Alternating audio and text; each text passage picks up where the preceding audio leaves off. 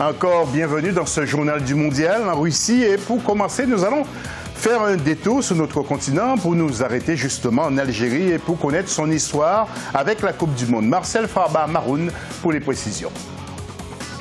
La sélection algérienne de football a connu des périodes mitigées depuis ses débuts en 1963. Dotée de l'une des meilleures formations sur le continent, du moins sur le papier, l'Algérie n'a pourtant gagné qu'une seule Coupe d'Afrique des Nations organisée chez elle en 1990. Au niveau international, les Fennecs ont réussi à atteindre les quarts de finale des Jeux Olympiques en 1980 en Russie et ont disputé 4 phases finales de Coupe du Monde. Leur meilleur parcours dans un mondial est effectué lors de l'édition 2014 au Brésil, où ils sont éliminés en 8e de finale par l'Allemagne, futur vainqueur de la compétition. Pour la présente édition, l'Algérie a été écartée de la course à la qualification dans une poule dite de la mort composée du Nigeria, du Cameroun et de la Zambie. Prochain défi, la qualification à la Coupe d'Afrique des Nations Cameroun 2019. Pour l'heure, l'Algérie est leader du groupe D à égalité avec le Bénin et devant la Gambie et le Togo.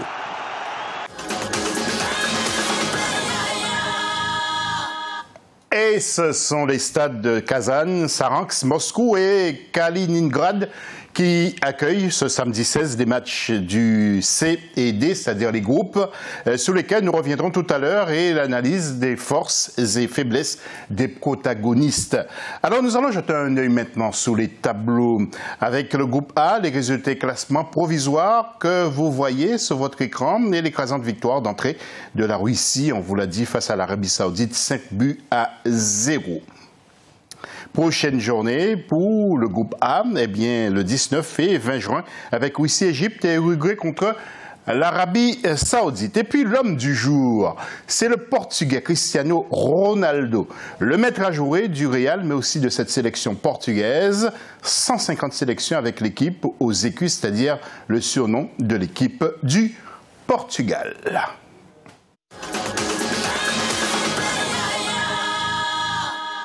Et ce samedi 16 juin, 4 matchs et non des moindres. Voyons le détail avec Marcel Farba Maroun.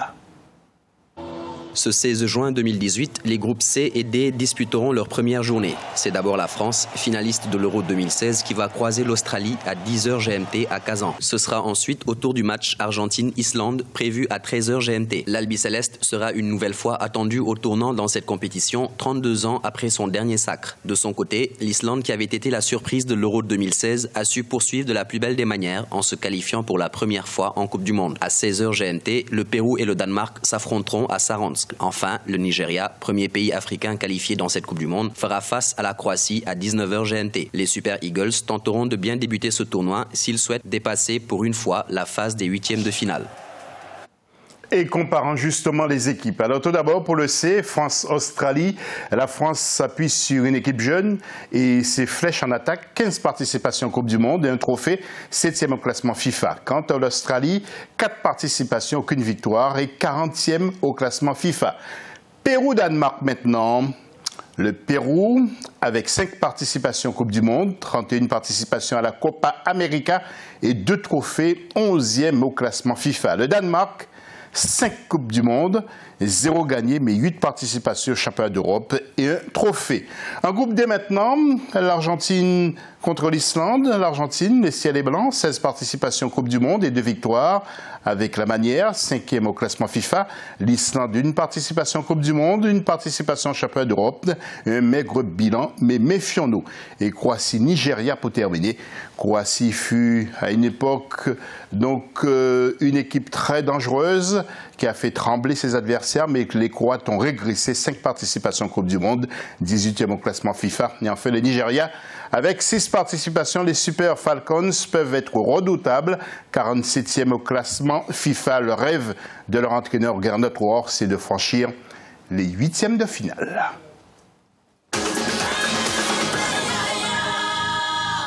Et vous avez le droit de participer à ce mondial avec nous sur Africa 24 et nous proposer vos pronostics pour les rencontres de ce samedi 16 juin. Alors, France-Australie, allez-y à vos pronostics. Pérou-Danemark, la même chose. Argentine-Islande. Et enfin Croatie-Nigeria.